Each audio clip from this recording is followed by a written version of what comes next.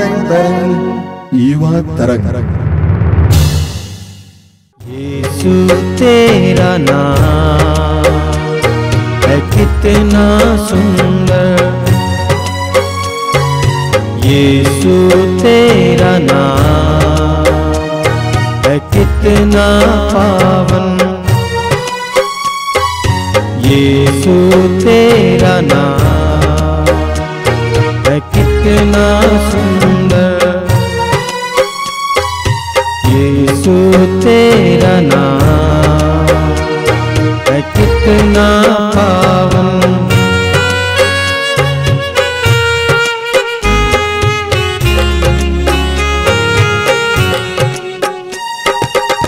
तुझ में मिले हैं हमको क्षमा, तुझ में मिला है नया जीवन, ओ तुझ में मिली है हमको क्षमा, तुझ में मिला है नया जीवन, यीशु तेरा नाम है कितना सुंदर,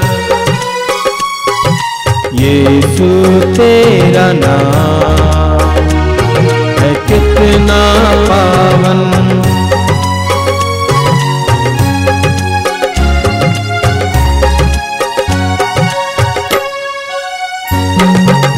तुझ में मिली है हमको कृपा, तुझ में हुए हैं हम पावन, ओ तुझ में मिली है हमको कृपा, तुझ में हुए हैं हम पावन, यीशु तेरा नाम है कितना पावन, यीशु तेरा नाम है कितना सुंदर। सभी युवा भाई बहनों को जय यीशु। मैं आप सभी का स्वागत करता हूं इस युवा तरंग कार्यक्रम में, और मैं प्रभु को धन्यवाद देता हूं कि आप इस कार्यक्रम से जुड़े हुए हैं। जुड़े रहिए और भी लोगों को जोड़िए। छोटा सा कार्यक्रम है, लेकिन अगर आप बराबर इसमें शामिल रहेंगे आपको कई कृपाएं प्रभु से मिलेंगी। हर बार कोई ना कोई वचन आपको दिया जाता है, क्योंकि पवित्र वचन में शक्ति है, सामर्थ्य है। मैं जानता हूं कि आप एक ऐसी अवस्था में हैं जब आपको कई प्रकार की विरोधी बातों का सामना करना पड़ता है। आपके मन में और हृदय में एक तरह से युद्ध चल रहे हैं। कई विचार आते हैं, अच्छे बुरे विचार, कई भावुकताएं आती हैं, डर से गुजरते हैं, आशंकाएं होती हैं, कठिनाइयों का सामना करना पड़ता है। मैं जानता हूं कि कितनी कठिन परिस्थितियों से आपको गुजरना पड़ता है।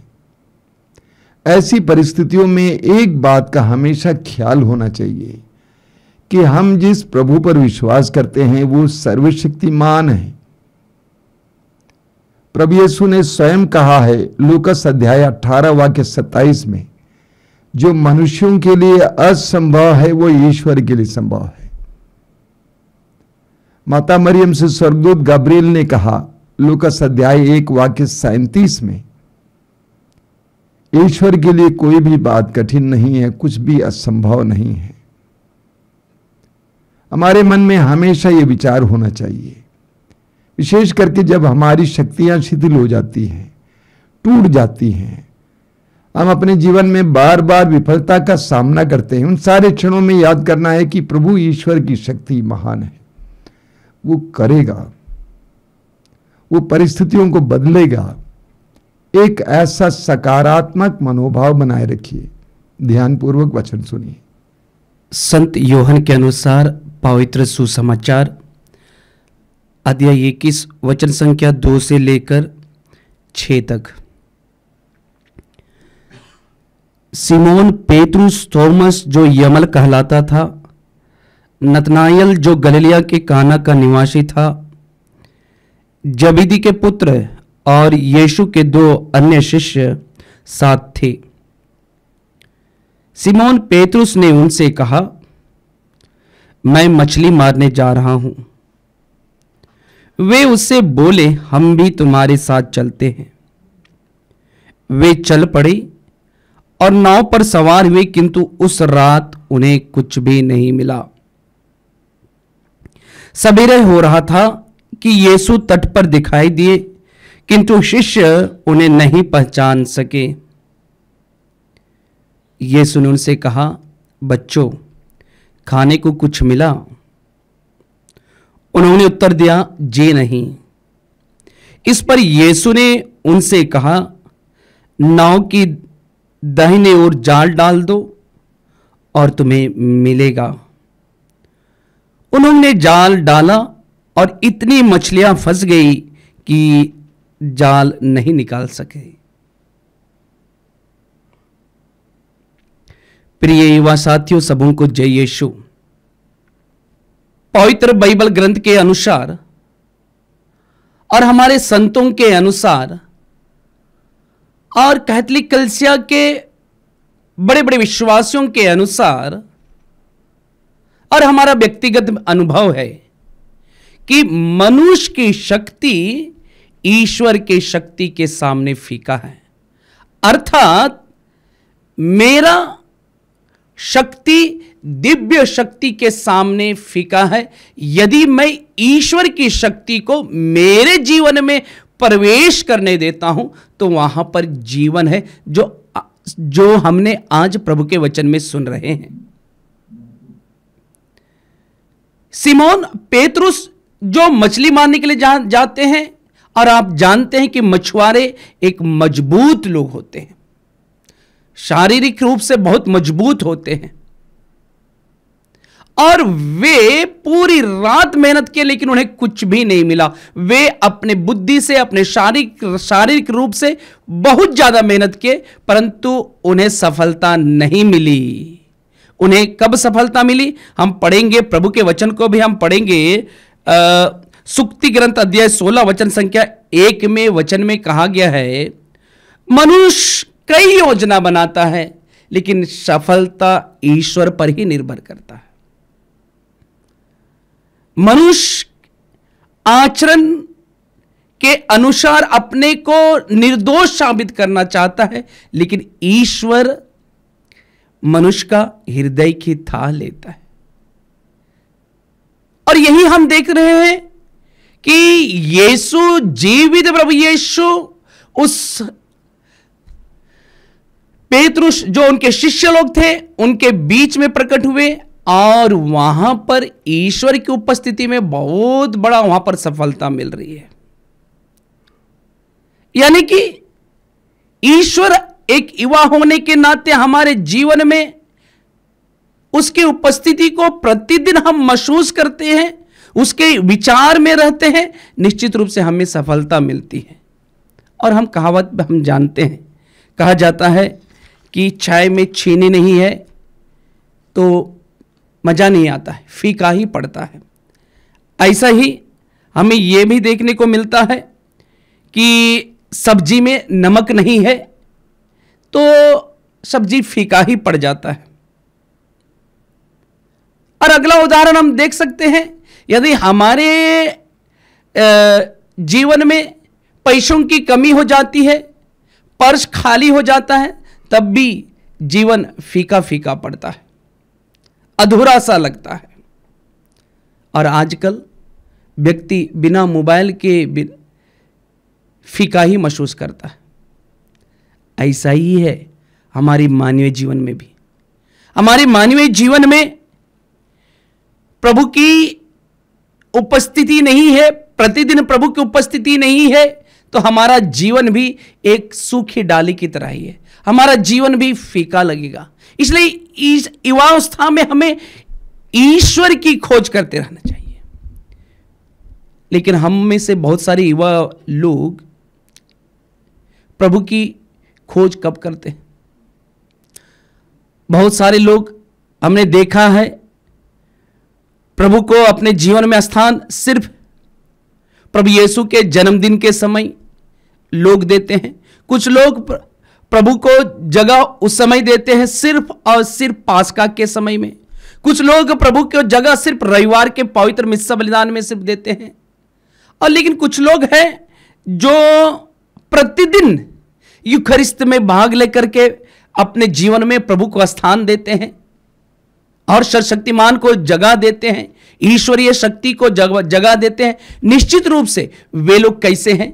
निश्चित रूप से वे दिन प्रतिदिन बढ़ते जाते हैं। जैसे कि हम पढ़ेंगे, जो मनुष्य पर भरोसा रखता है उसका क्या हाल होता है, उसके बारे में हमें यिर्मयाह के ग्रंथ अध्याय 17 वचन संख्या 5 से 8 तक में हम पाते हैं, जहां प्रभु का वचन कहता है, धिक्कार उस मनुष्य को जो मनुष्य पर भरोसा रखता है, जो नीरे मनुष्य का सहारा लेता है और जिसका हृदय प्रभु से विमुख हो जाता है। प्रिय युवा साथियों, प्रभु का वचन हमें यही बता रहा है कि जब हम प्रभु के साथ नहीं है, सर्वशक्तिमान के साथ नहीं है, हमारे जीवन में हम प्रतिदिन प्रभु के वचनों पर विचार नहीं करते हैं, तो हमारा जीवन कैसा है, इसके बारे में नबी यिर्मयाह बहुत ही सुंदर तरीके से बताते हैं। वे कहते हैं, जो मनुष्य पर भरोसा रखता है उसके लिए वचन कहता है, यिर्मयाह का ग्रंथ अध्याय 17 वचन संख्या 6 में, वह मनुष्य मरुभूमि के पौधे के सदृश है जो कभी अच्छे दिन नहीं देखते हैं। वह मरुभूमि के उत्तप्त स्थानों में नोनखुरी और निर्जन धरती पर रहता है। आज प्रभु का वचन बहुत ही स्पष्ट है। जब एक युवा होने के नाते मेरे जीवन में मैं प्रभु को स्थान नहीं देता हूं, तो मेरा जीवन वही मरुभूमि में लगाए हुए पौधे के सदृश है। मरुभूमि का पौधा कैसा होता है? मरुभूमि का पौधा में ना कोई जान नहीं रहती है, वह टूटा फूटा रहता है, पत्ते नहीं निकलते हैं, उनमें खुशियां नहीं दिखती है, उनमें एक प्रकार की मायूसी छाई रहती है। इस प्रकार के जीवन होता है जब प्रभु की उपस्थिति मेरे जीवन में इस युवावस्था में नहीं रहती है तब। लेकिन जब प्रभु की उपस्थिति रहती है, प्रभु की शक्ति मेरे जीवन में रहती है, मैं अपनी शारीरिक शक्ति में हम ईश्वरीय शक्ति को इस्तेमाल करते हैं, तब क्या होता है? प्रभु का वचन आगे कहता है, यिर्मयाह के ग्रंथ अध्याय 17 वचन संख्या 7 में हम पढ़े, धन्य है वह मनुष्य जो प्रभु पर भरोसा रखता है, जो प्रभु का सहारा लेता है। वह कैसा है? वह जल स्रोत के किनारे लगाए हुए वृक्ष के सदृश है, जिसकी जड़ें पानी के पास फैली हुई है। वह कड़ी धूप से नहीं डरता, उसके पत्ते हरे भरे बने रहते हैं। सूखे के समय उसे कोई चिंता नहीं होती है, क्योंकि उस समय भी वह फलता है। प्रिय युवा साथियों, ईश्वरीय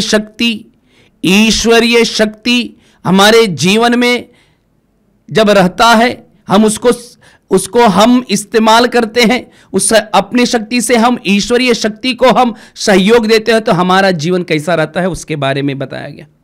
हमारा जीवन उस जल स्रोत के पास लगाए हुए पौधे के समान है, उस वृक्ष के सदृश है, जिसकी जड़ें रोज दिन पानी पाता है, रोज दिन उसकी जड़ें पानी के पास फैली हुई रहती है।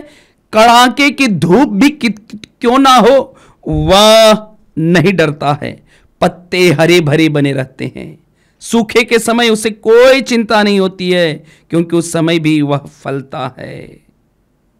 यानी कि हमारे जीवन में कितनी भी विपत्तियां क्यों ना हो, और विपत्ति तो आना ही है, दुख तो आना ही है, लेकिन उस दुख में भी, विपत्ति में भी हम ईश्वर से जुड़े हुए हैं, ईश्वर के साथ हैं। ईश्वरीय शक्ति को हम इस मनुष्य शक्ति में प्रवेश करने देते हैं, निश्चित रूप से हम कभी मुरझाते नहीं है, हमारे चेहरों में चमक होती है, हमें चिंता करने की आवश्यकता नहीं है, क्योंकि चिंता ईश्वर, हम अपनी चिंताओं को ईश्वर ले लेते हैं।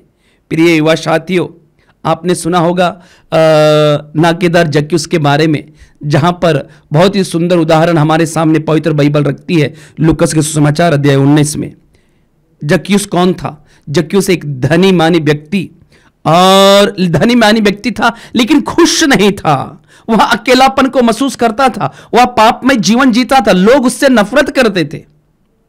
पवित्र बाइबल हमें बताता है कि जक्यूस ने सुना था कि यीशु जो पापियों का स्वागत करते हैं, जो लोग सामाजिक दृष्टि से, राजनीतिक दृष्टि से अलग किए गए हैं, उन सबों को यीशु स्वागत करते थे। इसके अंदर में एक प्रकार की भावना थी कि मैं भी प्रभु यीशु को देखूं। उसके अंदर में एक तीव्र इच्छा हुई ईश्वर को देखने, ईश्वर को जगह देने के लिए, प्रभु यीशु को जगह देने के लिए। तो क्या करता है, वह दौड़ पड़ता है, यीशु को देखने के लिए दौड़ पड़ता है, गुल्लर के पेड़ पर चढ़ता है और गुल्लर के पेड़ पर चढ़ता है, प्रभु यीशु को देखता है। और प्रभु यीशु जब से ही प्रभु यीशु उसको देखते हैं और प्रभु यीशु उनके जीवन में, उनके परिवार में रुकने के लिए प्रभु यीशु तैयार हो जाते हैं। और जब प्रभु यीशु जक्यूस के जीवन में रुकता है, तब जक्यूस का जीवन में बहुत बड़ा चमत्कार होता है। चमत्कार यही होता है कि उनके जीवन में जो पापमय जीवन था, जो उन्होंने छल कपट करके बेईमानी से धन संपत्ति कमाया था, वो आप कहते हैं कि मैं 100 गुना वापस लौटा दूंगा। ये तभी हो रहा है जब उन्होंने ईश्वर की शक्ति को अपने जीवन में प्रवेश करने दिया, अपने परिवार में आने दिया। अपने इस युवावस्था में जब हम भी ईश्वरीय शक्ति को आने देंगे, ईश्वरीय शक्ति को हम प्रवेश करने देंगे, निश्चित रूप से प्रभु की आशीष, प्रभु की कृपा, प्रभु की अनुग्रह हमारे जीवन में निरंतर उस पेड़ के सदृश, उस पेड़ जहां पर उसकी पेड़ की जड़ निरंतर पानी में पड़ा रहता है और वह पेड़ हरियाली रहती है, वैसे ही हमारा जीवन होगा। यह पवित्र बाइबल हमें साक्ष्य देता है। प्रिय विश्वासी युवा साथियों, हम युवा होने के नाते हम बार बार शारीरिक रूप से, मानसिक रूप से ईश्वर से हमारी लड़ाई होती रहती है। हमारा दुख से, कभी सुख से हमारा निरंतर लड़ाई होती है। कभी हमारा मन करता है ईश्वर को जगह दूं, कभी कहता है ईश्वर को जगह ना दो। कभी कहता है कि हम मोबाइल में व्यस्त रहूं, कभी मोबाइल में व्यस्त ना रहूं। कभी मैं चर्च जाऊं, कभी चर्च जाने का मन नहीं करता है। कभी सुस्तपन आता है, कभी बहुत ही अच्छा मनोभावनाएं आती है। कभी हम भावनाओं में डूब जाते हैं, कभी हम ईश्वरीय आशीषों में डूब जाते हैं। इस प्रकार की भावना हमारे व्यक्तिगत जीवन में प्रतिदिन होता है। इन सभी से मुक्त भी हम पाएंगे जब हम ईश्वरीय शक्ति को जब अपने जीवन में प्रवेश करने देंगे।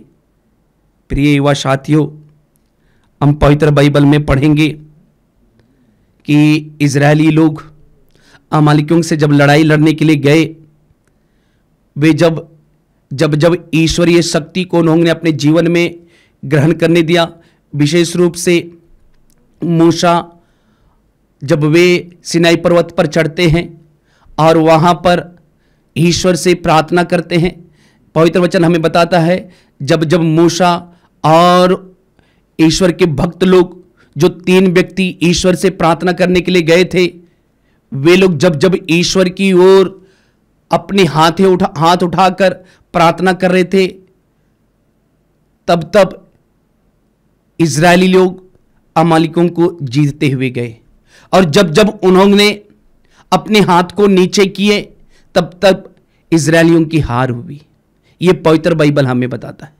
यानी कि हम लोग भी जब इस युवावस्था में, हमारे सामने बहुत सारी चुनौतियां हैं, पढ़ाई की चुनौतियां हैं, रोजगार पाने की चुनौतियां हैं, चकाचौंध दुनिया से हमें दूर रहने की चुनौतियां हैं, मोबाइल हमारे सामने चुनौतियां हैं, रंग बिरंगे चीजें हमारे सामने, इन सबों से हम पार होना चाहते हैं। हमें ईश्वर की ओर हमें दृष्टि दौड़ाने की आवश्यकता है, क्योंकि जब जब जिन जिन भाई बहनों ने ईश्वर के लिए अपनी हाथें उठाई हैं, ईश्वर के लिए आवाज उठाई है, निश्चित रूप से ईश्वर ने उन्हें आशीर्वादित किया है। इसलिए प्रिय युवा साथियों, इस शरीर की मांसपेशियों पर भरोसा रखना छोड़ दो, ईश्वर पर भरोसा रखो, ईश्वर पर आशा रखिए। और प्रभु का वचन कहता है, धन्य है वे जो बिना देखे विश्वास करते हैं, ईश्वर पर भरोसा रखते हैं। और यह बात सच है, ईश्वर के लिए कुछ भी बात असंभव नहीं है, सब कुछ ईश्वर के लिए संभव है। यही हम पवित्र बाइबल में पढ़ते हैं। इस वचन को हमने सुना है, इस वचन के अनुसार जीवन जीने के लिए पवित्र आत्मा का सहयोग मांगे, पवित्र आत्मा हमारे जीवन में आए और पवित्र आत्मा हम लोगों की अगुवाई करे, जिससे कि हम शारीरिक वासनाओं से ना संचालित होकर आत्मा से संचालित होकर जीवन जिएंगे, और जिससे कि हम आत्मा के फल को प्राप्त कर सकेंगे। और इसी बात को संत पौलुस बहुत ही सुंदर और स्पष्ट तरीके से गलातियों के पत्र में वे बताते हैं। गलातियों के पत्र में हमसे बताते हैं कि शारीरिक वासनाओं से संचालित होते हैं तो क्या होता है, शरीर के कर्म क्या होता है, इसके बारे में बताए। जो शारीरिक वासनाओं से संचालित होते हैं उसको फल क्या क्या मिलता है, उसको फल यही मिलता है कि वो शारीरिक वासनाएं उन्हें व्यभिचार का फल देती है। शारीरिक वासनाएं अशुद्धता का, लंपटता का, मूर्ति पूजा का, जादू टोना का, बैर फूट, ईर्ष्या, क्रोध, स्वार्थ, पारता, मनमुटाव, दलबंदी, द्वेष मत वाला, रंग रंगेलिया, और इस प्रकार की बातें हमें शारीरिक वासनाएं लेकर के जाती है। और ऐसे लोगों के प्रभु का वचन कहता है कि जो इस प्रकार के आचरण करते हैं वे ईश्वर के राज्य के अधिकारी नहीं होंगे। लेकिन जो लोग आत्मा से संचालित होते हैं, जो आत्मा की बातों की चिंता करते हैं, वे लोगों का फल क्या क्या होता है, इसको भी पवित्र वचन बताता है। गलातियों के पत्र अध्याय 22 में जो आत्मा से संचालित होते हैं उनको क्या फल मिलता है, उनको मिलता है प्रेम, आनंद, शांति, सहनशीलता, मिलनसारी, दयालुता, ईमानदारी, सौम्यता और संयम। इनके विरुद्ध कोई विधि नहीं है। जो लोग यीशु मसीह के हैं उन्होंने वासनाओं तथा कामनाओं सहित अपने शरीर को क्रूस पर चढ़ा दिए हैं। इसलिए प्रिय युवा साथियों, आइए आज हम इस बदलती हुई परिवेश में, चुनौतियों के सामने हम प्रभु से प्रार्थना करें कि प्रभु की पवित्र आत्मा, सत्य की आत्मा, जीवित आत्मा, जो पेंतेकोस्त के दिन प्रेरितों पर उतरा था, वो आत्मा, जो आत्मा हमारे प्रथम ख्रिस्तीय विश्वासियों को एकता में बांध करके रखा था, वो आत्मा हम लोगों को आशीष दे, हम लोगों की अगुवाई करे। आमीन। आइए हम प्रार्थना करें। अपनी आंखें बंद कीजिए। दयालु पिता, हम सबके पिता, भले बुरे के पिता, हम तुझे धन्यवाद देते हैं सुंदर समय के लिए। दयालु पिता, विशेष करके मैं इस समय अपने इन छोटे भाई बहनों के लिए प्रार्थना करता हूं, इन बहनों के लिए प्रार्थना करता हूं। ये किन किन कठिन परिस्थितियों से गुजर रहे हैं तू जानता है। कई बार इनके मन में अंधकार आ जाता है, निराशा आ जाती है। कुछ लोगों के मन में यहां तक कि जीवन को समाप्त करने का भी विचार आता है। आज कठिन परिस्थितियों से गुजरते समय वे बहुत ज्यादा घायल हो जाते हैं, निराश हो जाते हैं, उदास हो जाते हैं। दयालु पिता, तू अपने बच्चों पर दया करना, अपने बच्चों पर दया करना। पिता, तू एक प्रेमी ईश्वर है, तेरा प्रेम महान है, आकाश से भी ऊंचा है, समुद्र से भी गहरा है। तेरे बच्चों पर दया करना, ऐसी परिस्थितियों में उनको सांत्वना देना ताकि वे टूटे ना। धन्यवाद है पिता, सर्वशक्तिमान परमेश्वर। पिता, पुत्र और पवित्र आत्मा आप लोगों को आशीर्वाद प्रदान करे। आमीन। सबको यीशु। तुझ में मिली है हमको शिफा, तुझ में मिला है अनंत जीवन। ओ तुझ में मिली है हमको शिफा, तुझ में मिला है अनंत जीवन। यीशु तेरा नाम कितना सुंदर, यीशु तेरा नाम है कितना पावन। यीशु तेरा नाम है कितना सुंदर, यीशु तेरा नाम है कितना पावन। यीशु तेरा नाम है कितना पावन। तुझ में मिली है हमको क्षमा, तुझ में मिला है नया जीवन। ओ तुझ में मिली है हमको क्षमा, तुझ में मिला है नया जीवन। ओ यीशु तेरा नाम है कितना सुंदर, यीशु तेरा नाम है कितना पावन।